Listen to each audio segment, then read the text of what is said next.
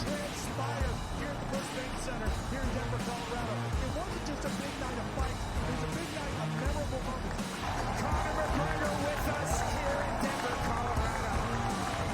Left hand from Rockhold. Right hand right back from Mike Perry.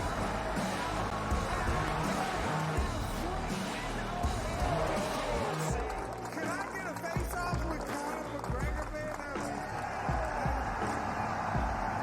It's an incredible setup here, incredible matchmaking, incredible storytelling. Oh, you had to come here. All these fighters that step in here, warriors, and all have my respect. And I'm into this game, yeah. We'll be into this, yeah. And we arrive here in the Maverick Center here in Salt Lake City.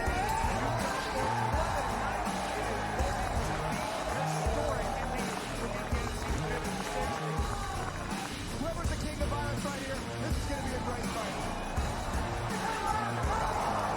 Early on the tower. Right hand from Mike Perry. Double jab. Who's the king of violence? I am. Combat fighting in its purest form, bare knuckle fighting in the city of angels.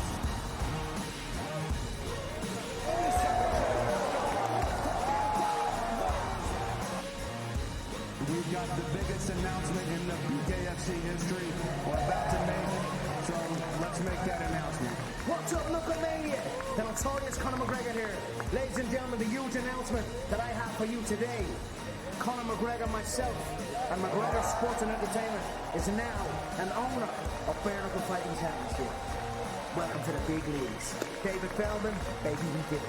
He's now an owner of BKFC with us, and we're going to take this motherfucking thing all the way to the...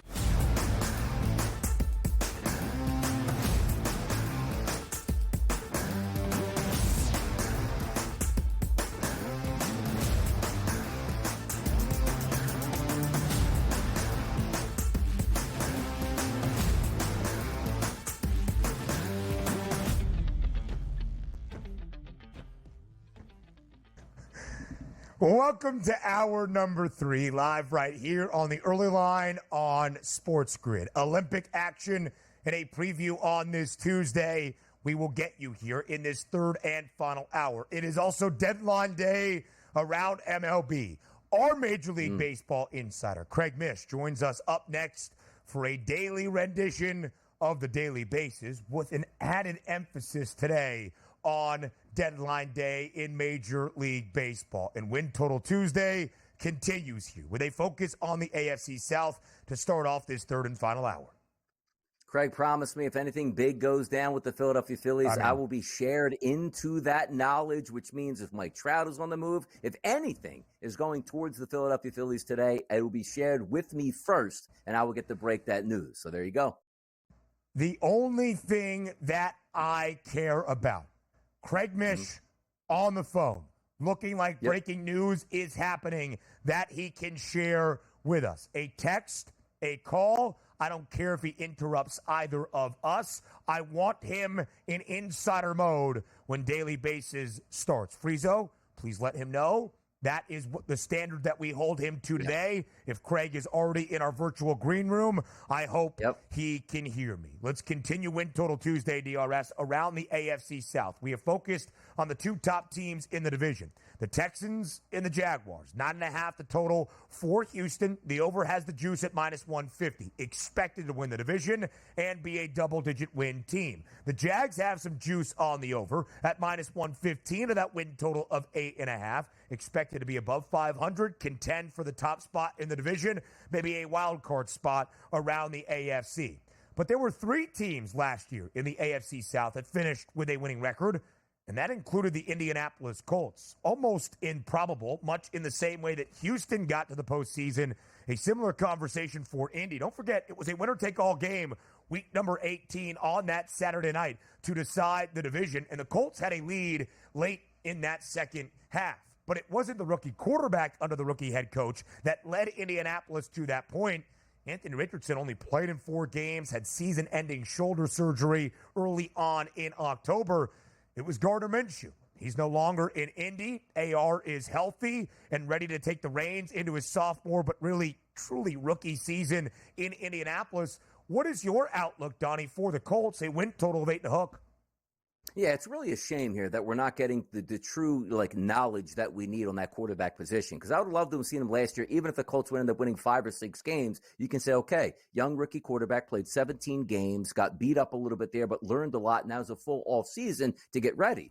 Still banged up in the offseason, getting injured last year. And yes, you could take your mental reps, and you're still in the NFL. I understand it. It's better than nothing. But I feel like we're getting that evaluation period once again in the month of September, October. And the most important evaluation is, hey, kid, can you at least just stay healthy to be out there? Because that's the best availability. The one thing we do love about the Colts, I like Shane Steichen. I think he's a really good head coach and a quality offensive mind that's going to put this kid in the best possible position to win football games. You know what else you can lean on? An absolutely mashing, physically dominant offensive line, which is a great best friend to have for a young quarterback. And also a running game. That's Jonathan Taylor. If he's entering into the season 100% healthy and ready to go and not worrying about contract deals here, that's going to be great. I think the offense should be provided to put up points. I think the defense will be okay, but it's one of those things where I evaluated C.J. Stroud last year. Yeah, he looks like a good quarterback. I'm not worried about him this year. Trevor Lawrence, we've seen him for a couple years. I'm not all that worried about him. The only reason why I'm worried about Anthony Richardson is, Ben, because I haven't seen him enough here. He could explode onto the scene, or he could do what he did last year, run around a lot, make exciting plays, score touchdowns,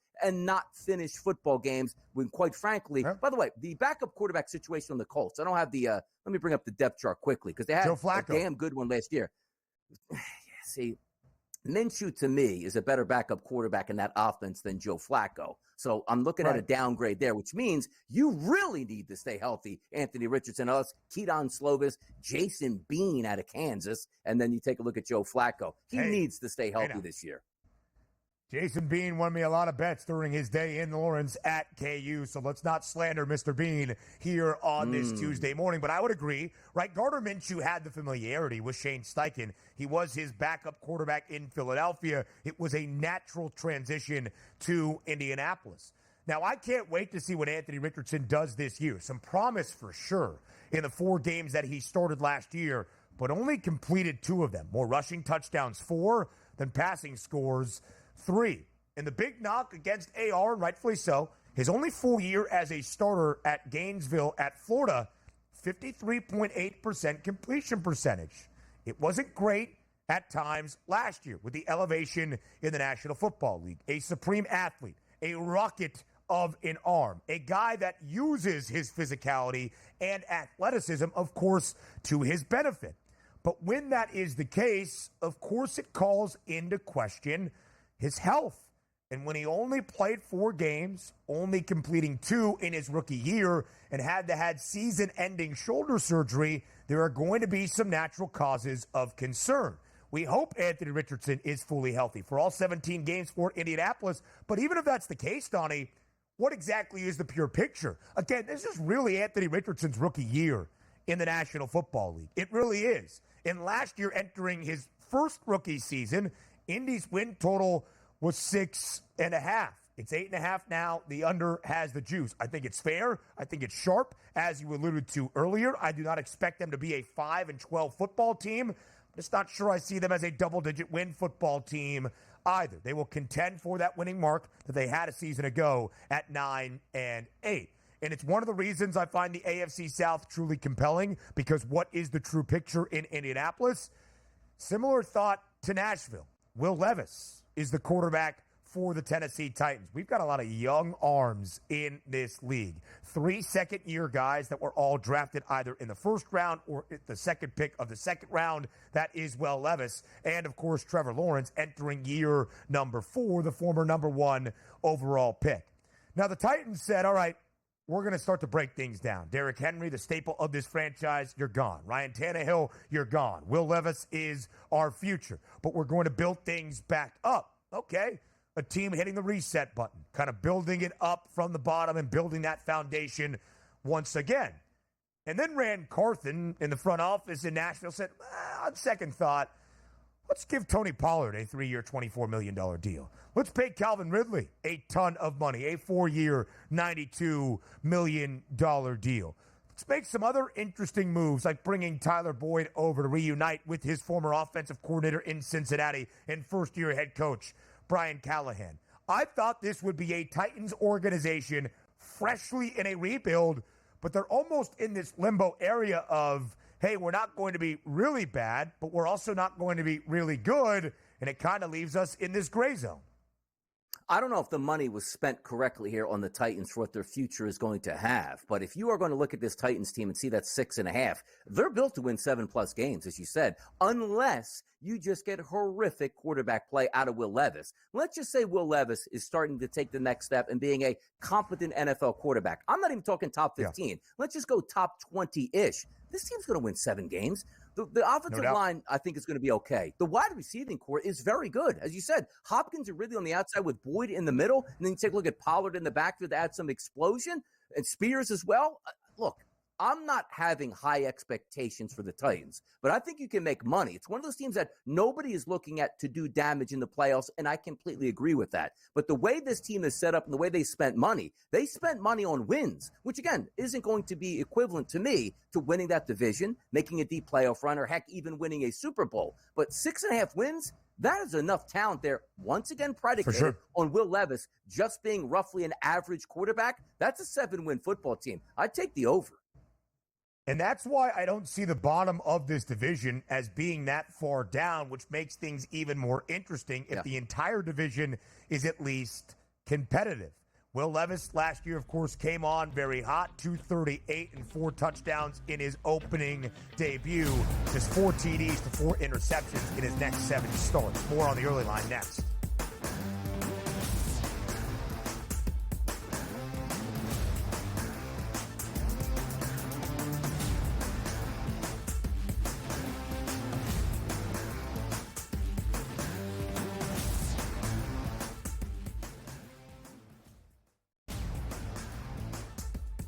The staple of consistency within the AFC North, that's the Pittsburgh Steelers. 17 years under Mike Tomlin, never a losing record, never less than 8 wins. You add Patrick Queen there over from your division rival. You take a look at that offensive line, which does have some question marks, but still a decent wide receiving core that they have, a running game that has Najee Harris, and a quarterback that's been there, done that.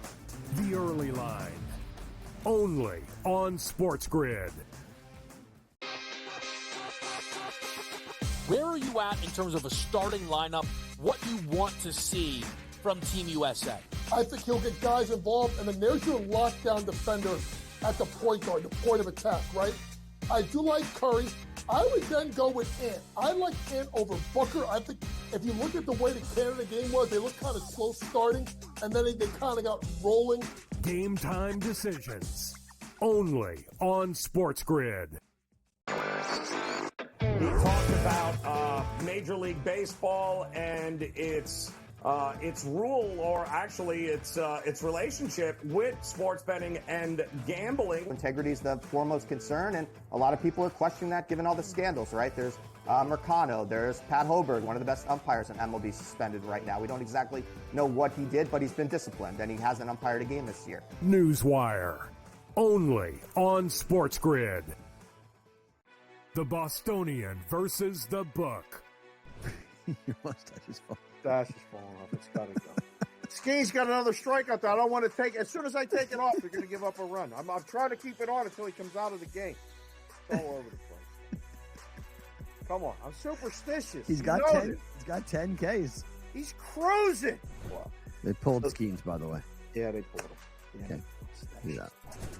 The Bostonian versus the Book.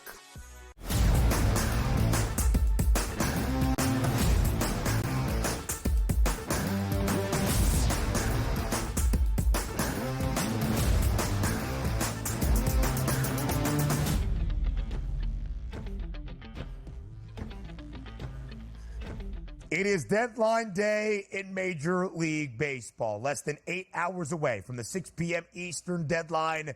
That is the trade deadline around the bigs. The final few hours for your favorite team, for the team you bet on to win a pennant in either the American or National League, to make that last maneuver, to bolster the roster, to be in true contention come October. Or maybe your favorite team is already focused on the future and you want them to sell like crazy at the deadline. that can happen too. Our guy, Craig Mish, our MLB insider, the host of Newswire, which starts at 11 a.m. Eastern Time, is here on this deadline day on TEL. Craig, I have told the viewers, I tell you, if you get breaking news, if you get a text, if you get a call, you can ignore us. You can deal with it. We will have it live on air. That is my only hope for this segment, and it is good to see you.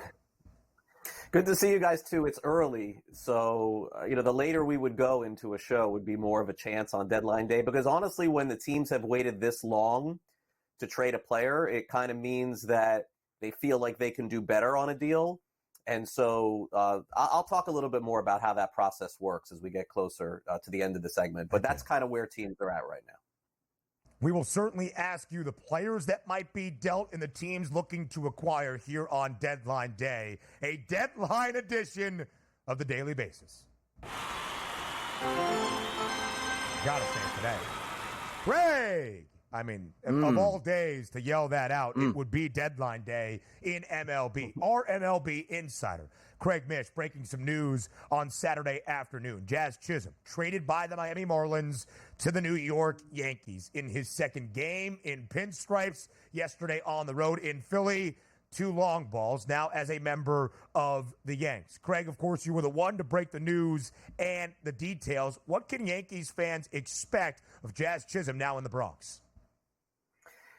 I don't know.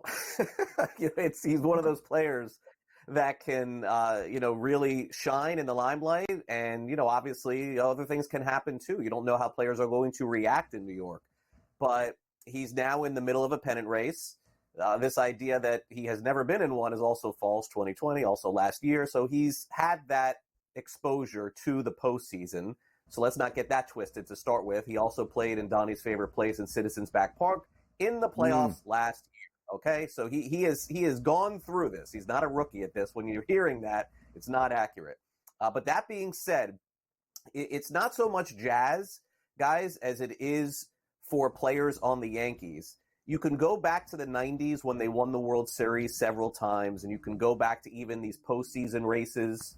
1 second. Okay, nothing. You can go back to these postseason races when teams have gotten deep into the playoffs in New York. There is something about putting on the pinstripes that sometimes gets the very best out of players. It's not necessarily something that happens over 4 years, 5 years, 2 years with a player, but you could absolutely see months of high-level production just because players get super energized by playing, of course, at Yankee Stadium. So Jazz, like others, probably going to get that little tick up here. The only thing that remains to be seen is that something sustainable for the next couple of years, or is it just for the next few months? But I am not surprised at all to see him pop on that uniform and pop off like he did last night.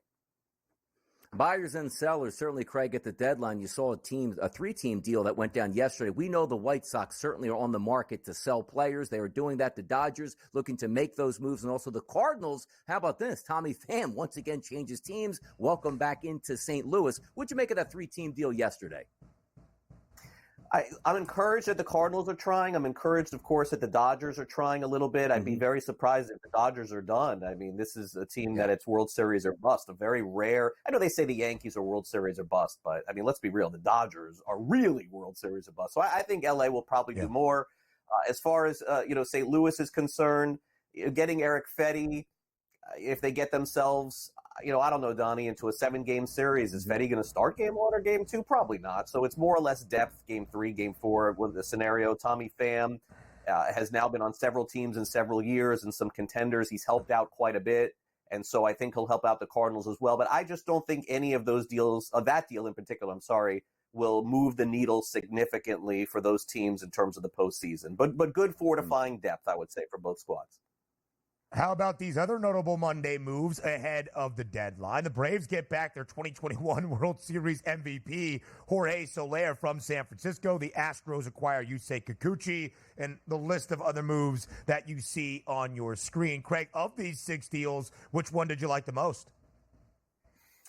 All right, keep it up there for a minute, and I'll tell you. Yep. Okay, so, Houston seemed to give up a lot for Kikuchi. And I think that's going to help the Blue Jays in the future, but I'm just not sure that the people making those decisions are going to be the same ones next year, but it seemed like a pretty good deal. Cleveland is a very sharp franchise, the people who are running things there, and it seems to me that that's an under-the-radar move by getting Lane Thomas to get more right-handed. He's somebody that crushes left-handed pitching. He is going to help the Guardians, and they're going to get into the postseason, a team that we haven't talked about a ton. As far as the Braves are concerned, I think it's a deal for now, guys, and also for the future. There's a chance Ozuna could leave in a year or two. Now they lock in Soler for the next couple. This story, by the way, guys, let's just be honest with the Giants. What are they doing? The Giants just signed Soler a few months ago, and now he's gone. A lot of questions, I think, going on in San Francisco for me. Yeah, a lot more questions also will pop up with, are they getting rid of Blake Snell? If we take a look at some of the big names on the block today, Crochet, Flaherty, Snell, Robert, Rengifo, and Diaz, or do we have any surprises, Craig, that we might anticipate by the deadline? Yeah, it's still hard to say. Flaherty will get traded. Rengifo will get traded. I believe Yandy Diaz probably will be traded. Crochet, I'm still not sure. As I said, I believe last night I was on with Kevin. He asked me about a team that could make some surprise moves today. I think it's the Mets. The Mets would be the one team I would look for today as they sort of decipher how aggressive they want to be. They're in a much better position, guys, than they were last year. And with the Braves not playing as well as they have because of injuries, you would think that the Mets could potentially host some wild card series at Citi Field. Got to put that pedal down. I would look for the Mets to make some moves today. 15 seconds left in the segment. Somebody call or text Craig Mish. Where's Eric Crochet going? Somebody right now, please. Yeah. Sorry, guys. Sorry. All right, Newswire, 11 a.m. Eastern time. Donnie will be back. We'll be back here, too, next.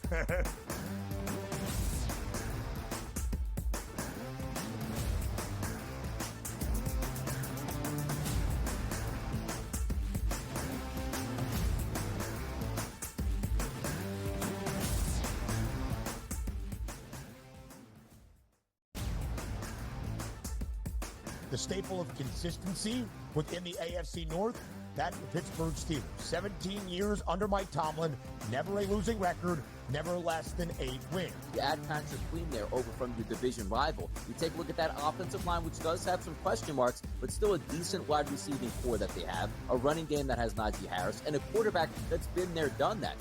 The early line, only on SportsGrid. Where are you at in terms of a starting lineup? What you want to see from Team USA? I think he'll get guys involved, and then there's your lockdown defender at the point guard, the point of attack, right? I do like Curry. I would then go with Ant. I like Ant over Booker. I think if you look at the way the Canada game was, they looked kind of slow starting, and then they kind of got rolling. Game time decisions, only on SportsGrid. We talked about Major League Baseball and its rule, or actually its relationship with sports betting and gambling. Integrity is the foremost concern, and a lot of people are questioning that given all the scandals, right? There's Mercano, there's Pat Hoberg, one of the best umpires in MLB, suspended right now. We don't exactly know what he did, but he's been disciplined, and he hasn't umpired a game this year. Newswire, only on SportsGrid. The Bostonian versus the Book. Your mustache is falling off. It's got to go.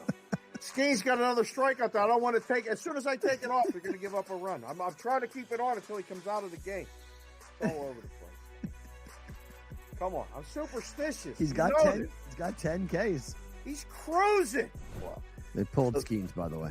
Yeah, they pulled him. Yeah. Okay. Yeah. The Bostonian versus the Book.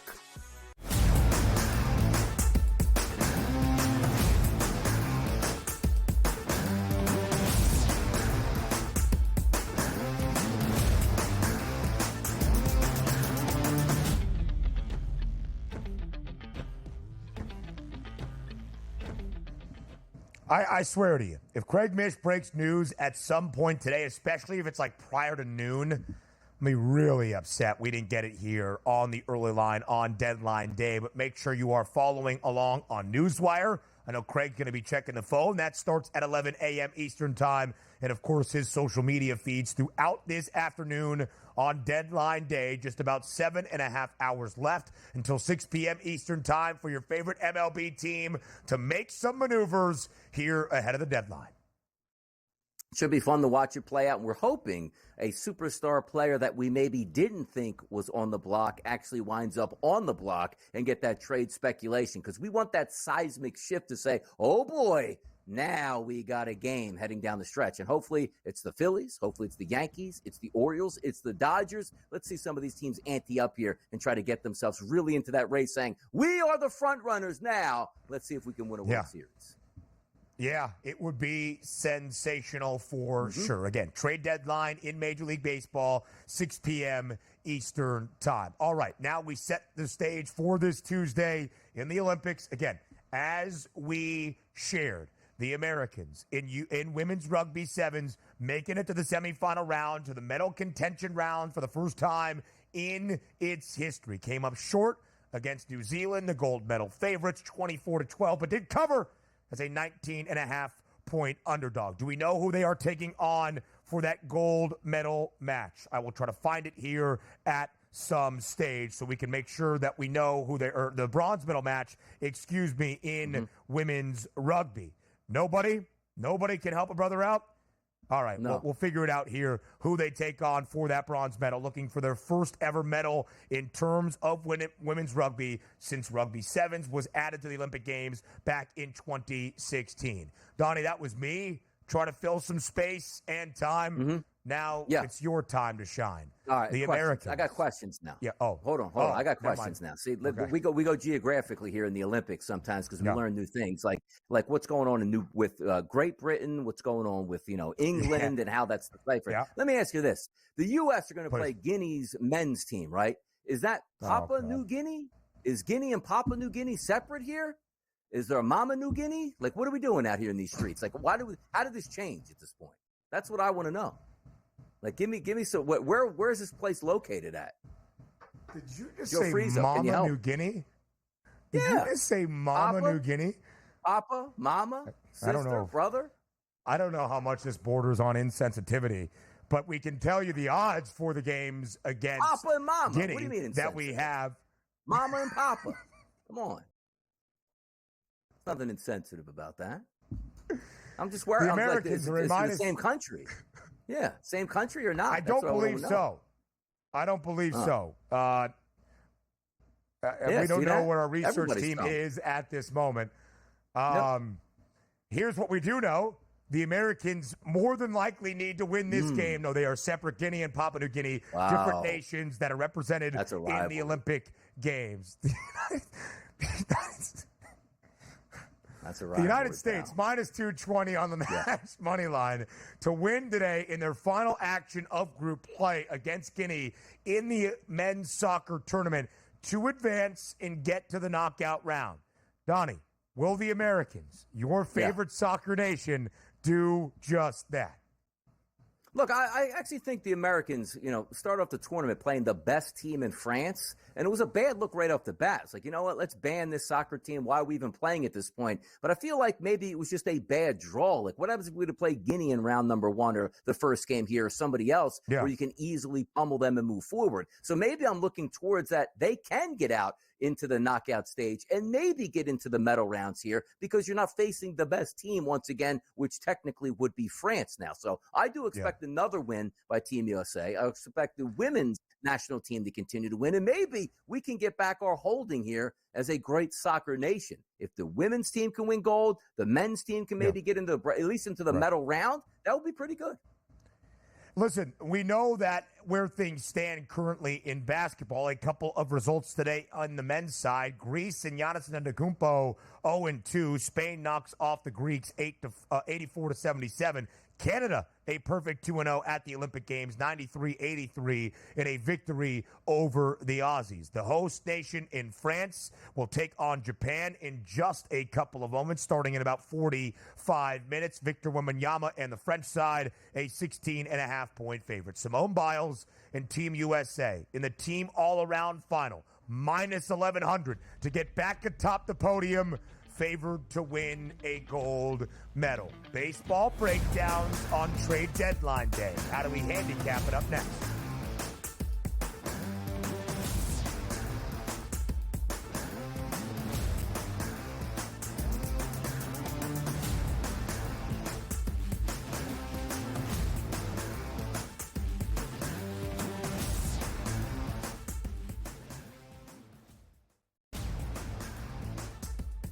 The staple of consistency within the AFC North, that's the Pittsburgh Steelers. 17 years under Mike Tomlin, never a losing record, never less than a win. You add Patrick Queen there over from your division rival. You take a look at that offensive line, which does have some question marks, but still a decent wide receiving core that they have, a running game that has Najee Harris, and a quarterback that's been there, done that.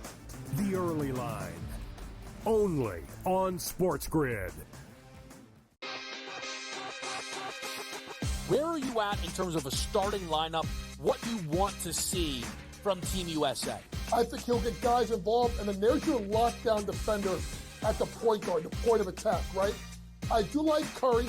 I would then go with Ant. I like Ant over Booker. I think if you look at the way the Canada game was, they looked kind of slow starting, and then they kind of got rolling. Game time decisions, only on SportsGrid. We talked about Major League Baseball and its rule, or actually its relationship with sports betting and gambling. Integrity is the foremost concern, and a lot of people are questioning that given all the scandals, right? There's Mercano, there's Pat Hoberg, one of the best umpires in MLB, suspended right now. We don't exactly know what he did, but he's been disciplined, and he hasn't umpired a game this year. Newswire, only on SportsGrid. The Bostonian versus the Book. Your mustache is falling. Dash is falling off. It's got to go. Skeen's got another strikeout that I don't want to take. As soon as I take it off, you're going to give up a run. I'm trying to keep it on until he comes out of the game. It's all over the place. Come on. I'm superstitious. He's got 10. He's got 10 Ks. He's cruising.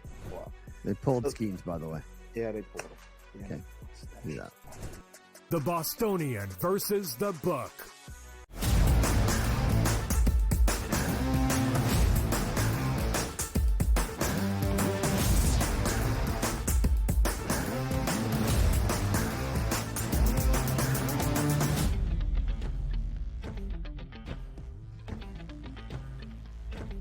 It is deadline day in Major League Baseball. Will players be traded while games are being played on this Tuesday evening? Will they have to say their farewells in the fourth inning in the dugout, as we saw Christopher Morel have to do over the weekend for the Cubs as he was dealt to Tampa in exchange for Isak Paredes? That is all that is at stake today, which makes the handicapping a little bit unusual instead of your usual full 15-game Tuesday slate in Major League Baseball. We start with a potential World Series preview continuing today in Philadelphia. The Yankees mashing 6 home runs last night in Philly for a 14-4 win over the Titans. The Phils just 3-7 since returning from the All-Star break. They turn to Aaron Nola today. But on the other side, in this ace affair, it's Garrett Cole for the Pinstripes. Minus 118. Philadelphia, a slight home favorite at the bank today. The total is 9. We have seen a lot of line movement from the overnight numbers that you were seeing there earlier this morning on your screen. What do you make of all this market movement, DRS?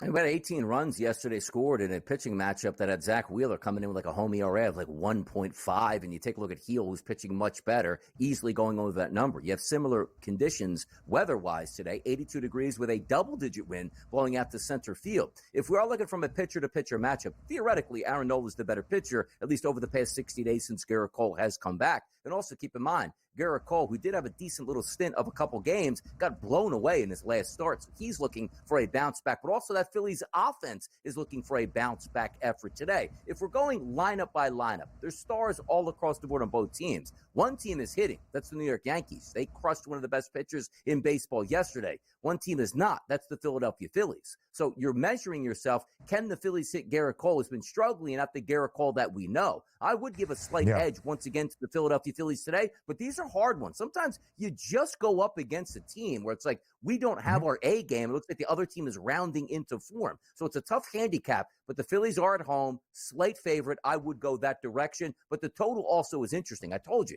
yesterday, good weather conditions for hitting, great pitchers. 18 total runs. You're probably more likely to get runs today than not, so maybe an over as well. DRS, Garrett Cole, of course, made his debut in the middle of June in this 2024 MLB campaign. Has only had 7 starts.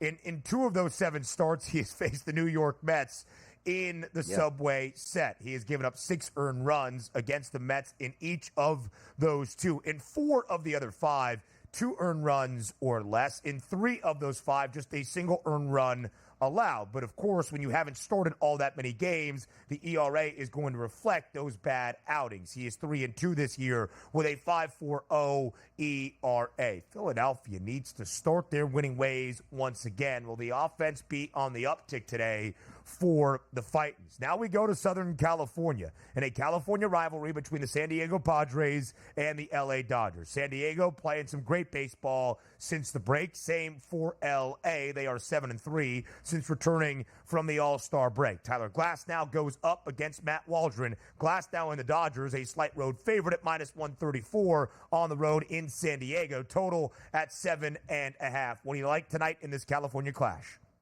Glasnow last 60 days out here, 63 xFIP minus, which is a very good number, and also in a pitcher's ballpark. You might be finding yourself saying, okay, if Glasnow's the best that the Dodgers have to offer, and the Dodgers are a very good team, why are they going up against the Padres, who have been playing better baseball, as you pointed out, Ben, but maybe not that pedigree pitcher on the mound that should be 150 or higher at this point? Well, the reason being is the Padres are playing very good, and also the Padres are at home. If we're lining up this team, too, because Matt Waldron will be on the mound, last 74 batters he's faced from the left-hand side, a 116 ISO and a weighted on base percentage of 215. That's Ohtani, that's Lux, that's Hayward, that's Outman, that's Biggio in that lineup. So you're going to focus on the right-handed batters who on this season, Waldron has been really good against, Ben. A 129 ISO and a weighted on base percentage of 288. But let's flip it over to the last 30 days. That completely changes. That 129 ISO power number, Ben, elevated to a 333. That 288 weighted on base percentage on the season, now elevated to a 491. I know it's a square play here in this environment. I'll trust Glasnow and the Dodgers lineup more so than Matt Waldron on the mound. That's the way I'd go in this one.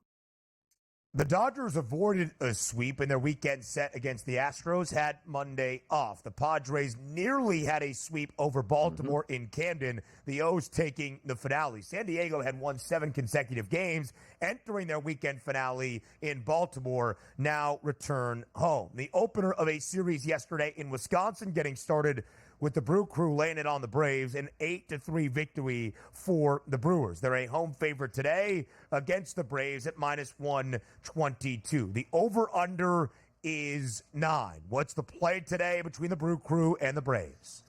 Yeah, not a lot to trust here with the Atlanta Braves just yet. I know they're getting some help on the way. I don't know if Jorge Soler is going to be able to get into that lineup and pay any dividends for them. But Bryce Elder will be on the mound, the right-handed pitcher. His last 45 batters he's faced, a 195 ISO and a weighted on base percentage of 353. If you look at the season as it played out, 180 batters Elder has faced, a 160 ISO, which is okay, but an elevated weighted on base percentage of 371. Now you flip it over and say, okay, what's the Atlanta lineup going to do against Joe Ross? No statistics over the past 30 days. On the season, he does have some decent numbers. But if we are looking at the lineup today, going up against right-handed pitching past 30 days, Riley is elevated, Ozuna's elevated, and Travis d'Arnaud is elevated here. The rest of that lineup, a lot to be desired. I know it sounds like a broken record on a day-to-day basis. We don't even have great pitchers here, but it's really hard to back an over and or the Atlanta Braves in this type of spot. I think Milwaukee probably picks up the victory, and I think this game probably stays under the total as well.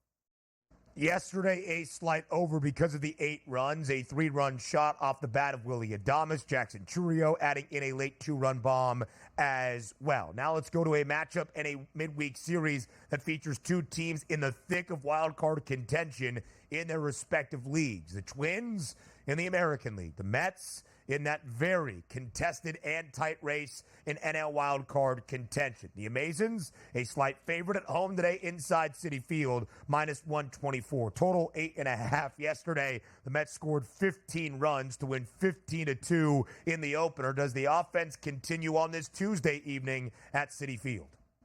They should score again, talking about the Mets. But let's focus on the pitching matchup here to start. Manaea, the left-handed pitcher, is going to be on the mound for the New York Mets. Past 30 days, 124 batters. He's faced a 165 ISO. Very manageable. How about a weighted on-base percentage of 302? Very manageable. You also take a look at that Twins lineup that I do like, but against left-handed pitching, I don't like all that much. You take a look at Royce Lewis, Carlos Santana, and Christian Vasquez. Everybody else really struggling against left-handed pitching. Now let's go over to the Grimace Mets at this point. They've been having quite some fun here at the plate as of late. And also, David Festa on the mound. 43 batters faced over the past 30 days. Check out these numbers, Ben. ISO power number against, 463. Weighted on base percentage against, 474. The New York Metropolitans again in the win column tonight for me, Ben. I like that look for you, DRS. The Grimace Mets in this era, 28-13 since June 12th, a day that will be revered in Metropolitan history for a very long time. That's when Grimace threw out the first pitch at Citi Field. A proud organization, 16-8 in the month of June, off to a 16-9 start here in July with more baseball to be had. The New York Mets have been sensational here as of late. And, Donnie, I think it's a really interesting day for teams like the Twins and the Mets. Are they going to buy ahead of the deadline? Craig Mish did not break any news for us, sadly, during the daily basis. But before he departed, and, of course, Newswire coming up in less than 20 minutes, he said a surprise team to keep an eye on. He expects the New York Mets in the heat of a wild card race in the National League to buy at the deadline. We know Uncle Steve Cohen, the owner of the Amazons, has the largest pocketbook in Major League Baseball. Could be very interesting to see what New York does on this Tuesday. No, it does. I'm interested. Again, there's going to be some surprise action. The teams that we always thought were going to make moves here. Just a few weeks ago, why would the Mets buy anything? And maybe talking about selling, Pete Alonso at the deadline. That's no longer the case. They're playing just as good at baseball as anybody. Certainly much better than the first place Philadelphia Phillies. That is very true. More MLB plays up next.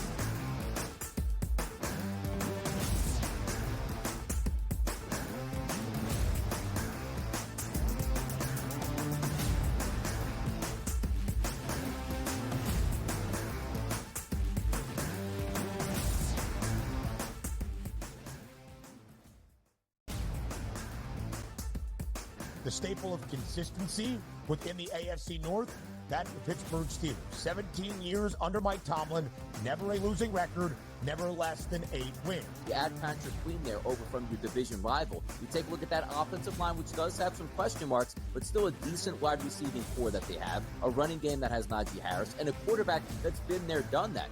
The early line, only on SportsGrid.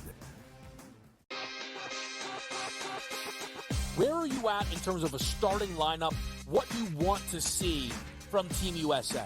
I think he'll get guys involved, and then there's your lockdown defender at the point guard, the point of attack, right?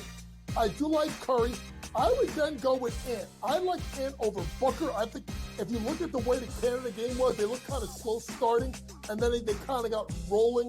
Game time decisions, only on SportsGrid.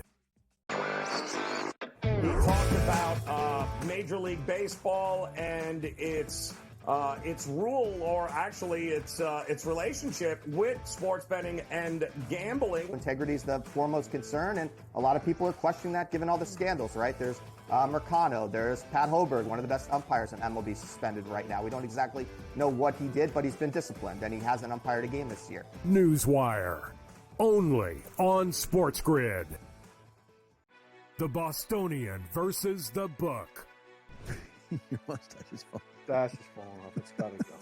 Skeen's got another strikeout that I don't want to take. As soon as I take it off, they're going to give up a run. I'm trying to keep it on until he comes out of the game. It's all over the place. Come on. I'm superstitious. He's got 10. He's got 10 Ks. He's cruising. Wow. They pulled Skeens, by the way. Yeah, they pulled him. Yeah. Okay. Do that. The Bostonian versus the Book.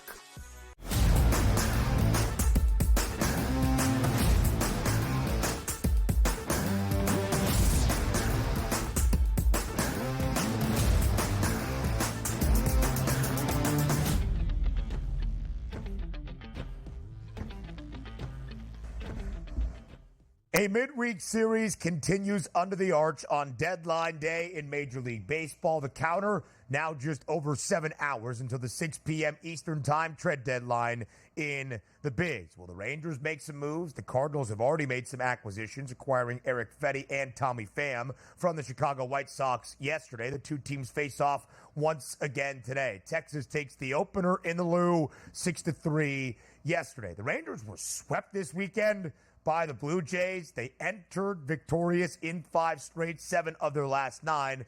So a much-needed win to start off this new week over the Redbirds yesterday. A road favorite under the arch today, Max Scherzer, who was brilliant in his most recent start last week, gets the nod once again today for the Rangers. Yeah, how about this? Getting a little more length there from Max Scherzer. I think this is going to help them out. And if he get to the 6th and the 7th innings here, maybe there's something to the Texas Rangers bouncing back from that terrible weekend that they had. If we're just looking at pitching matchups over the past 60 days, XFIP minus numbers here, Scherzer's a 93. Very good. You take a look at Lance Lynn, a 109. That's above average. And also taking a look at Lance Lynn over the past 30 days, 89 batters that he's faced. How about this?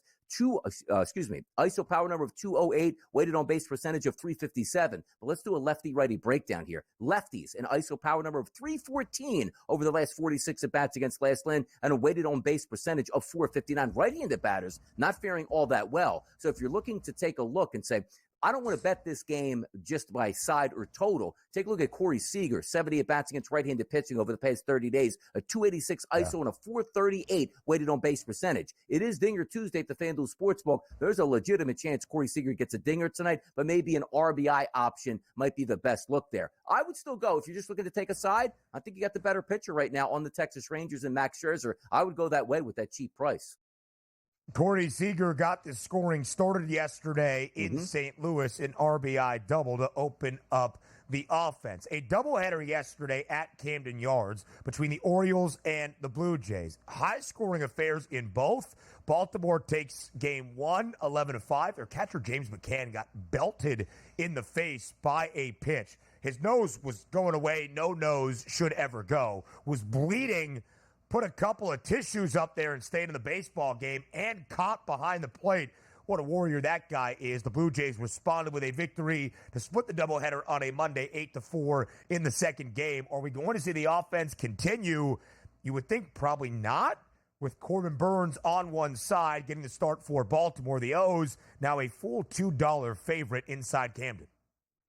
By the way, it's certainly a tough guy award yesterday, but let's have some sanity within the organization for the Baltimore Orioles. The dude is a catcher, a 95-mile-an-hour fastball to the face, probably had a concussion, obviously not going to admit it, and the guy couldn't even see at the end of the game. Like, what are we actually doing at that point here? Just ridiculous stuff, but certainly a tough guy here. I mean, Ben, look, we can litigate it, you know what I mean? So down the road, McCann's probably going to make himself an extra $5 million on that game when he does say he has a concussion, or it comes up today, he's on the 7-day IL on that concussion list. Now, will the runs continue today? Probably for Baltimore. Bassett, not a great pitcher. Last 30 days, he's been hammered by lefty and righty batters. Yesterday, I thought Anthony Santander in game number 2 was a great look there for an RBI. He didn't get one, but through his last 71 at-bats against right-handed pitching, a 328 ISO and a 450 weighted on base percentage in the middle of that lineup as a switch hitter. I think he certainly does some damage. But we were talking about one player who maybe if Toronto was selling was Vladimir Guerrero Jr. He looks like he's ready to get back to his MVP quality self.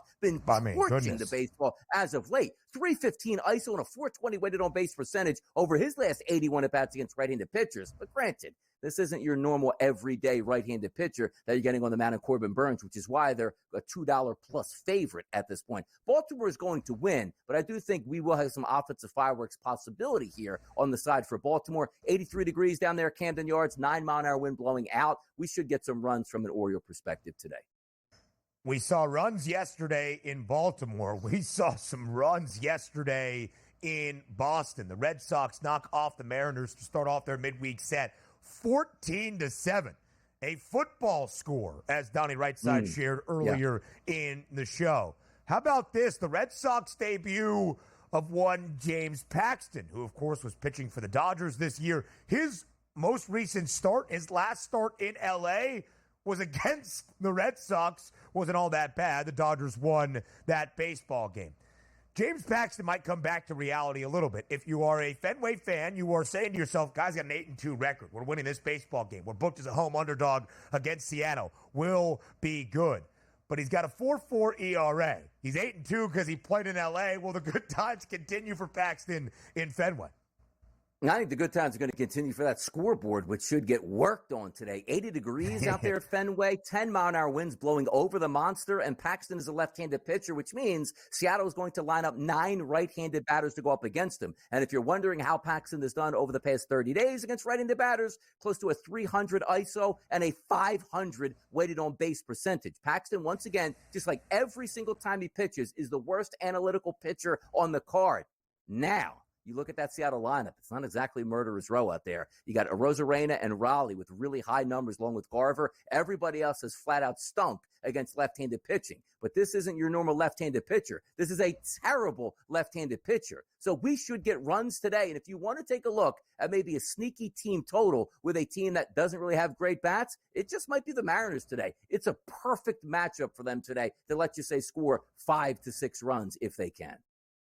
Seattle confounds me. They swept the White Sox this weekend. Great. We'll talk Chicago in just a moment. Outside of that, though, the Mariners have dropped 9 of their last 10 games. Speaking of Chicago, oh boy, will it be 16 consecutive losses for the White Sox against the Royals? Why can't I find it? There it is. Minus 190. KC, the favorite today against Chicago. 8.5 is the total. I wonder if Luis Robert Jr. is going to be there by the time this game takes off. I wonder if Garrett Crochet will be a member of Chicago by the time we reach first pitch, 8:11 p.m. Eastern time. Will it be 16 straight losses for the White Sox?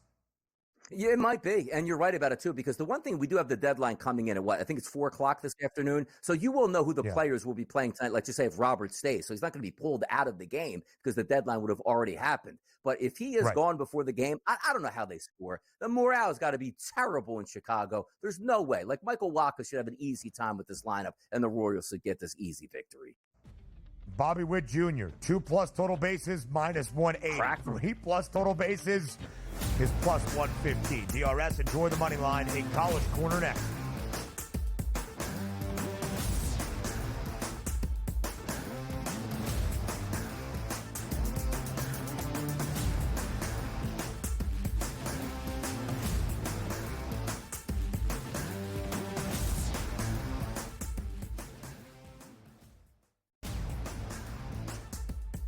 The staple of consistency within the AFC North, that's the Pittsburgh Steelers. 17 years under Mike Tomlin, never a losing record, never less than 8 wins. You add Patrick Queen there over from your division rival. You take a look at that offensive line, which does have some question marks, but still a decent wide receiving core that they have, a running game that has Najee Harris, and a quarterback that's been there, done that. The early line, only on SportsGrid. Where are you at in terms of a starting lineup, what you want to see from Team USA? I think he'll get guys involved, and then there's your lockdown defender at the point guard, the point of attack, right? I do like Curry.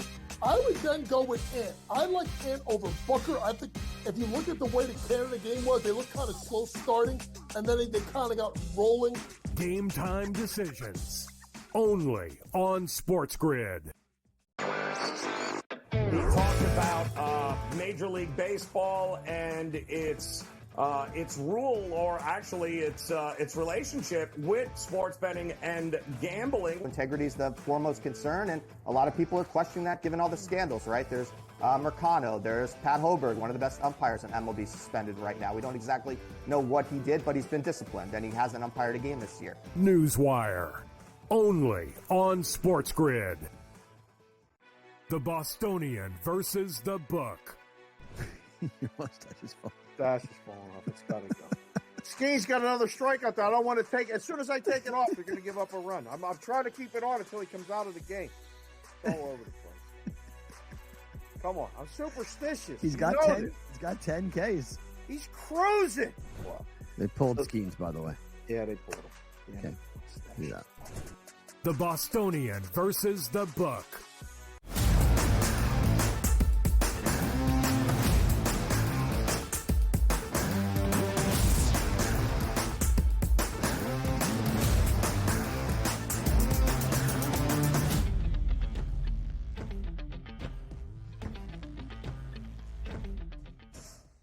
Live right here on this Tuesday edition of the Early Line, rounding out the show. We'll take one final look at some Olympic action that is about to get underway in your afternoon over there in the evening hours in Paris. Of course, it is trade deadline day in Major League Baseball, just over 7 hours away from the 6 p.m. Eastern deadline. Your favorite team, the team you have bet on to win a World Series, it is their last time to make a move, to bolster up the roster, to be a true pennant and World Series contender.